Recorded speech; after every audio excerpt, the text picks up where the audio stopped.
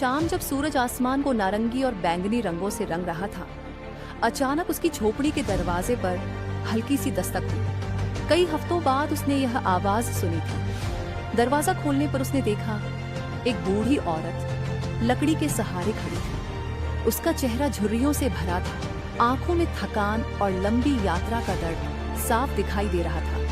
वह धीमी आवाज में बोली, भले किसान, मैं 2 दिनों से भूखी हूँ, क्या तुम मुझे थोड़ा सा खाना दे सकते हो? एक टुकड़ा भी चलेगा। राजू की नजर बूढ़ी औरत की आंखों से हटकर मेज पर रखी उस एकमात्र रोटी पर चली गई। वही उसका आखिरी भोजन था, वही उसकी उम्मीद थी कि वह अगली सुबह तक जिंदा रह सके। उसका मन चिल्ला रहा था, ना कह दो, दरवाजा बंद कर दो। क्या उसे अपने बचाव का हक नहीं था? लेकिन फिर उसने उस औरत को गौर से देखा। उसे उसमें अपना ही दर्द दिखाई दिया, वही भूख, वही लाचारी। उसका दिल जीत गया। वह धीरे से किनारे हुआ और बोला, ये ज्यादा नहीं है, पर मेरे पास यही सब कुछ है, कृपया इसे स्वीकार करें। उसने पूरी रोटी उसके हाथों में रख दी और आश्चर्य की बात यह थी, उसे कोई पछतावा नहीं हुआ, सिर्फ एक अजीब सी शांति महसूस हुई। बूढ़ी औरत ने रोटी को लालच से नहीं खाया।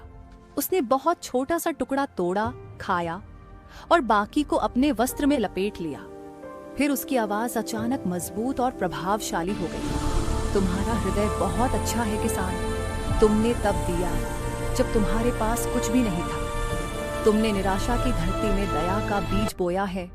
वह दरवाजे की ओर बढ़ी और बोली, आज रात तुम्हारा पेट खाली रहेगा, लेकिन याद रखना, जो तुम बोते हो वही काटते हो।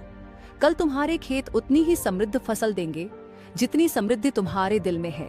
इतना कहकर वह अचानक गायब हो गई। राजू स्तब्ध रह गया। भूख अब और भी तेज थी, लेकिन उसके भीतर एक अजीब सी गर्माहट थी।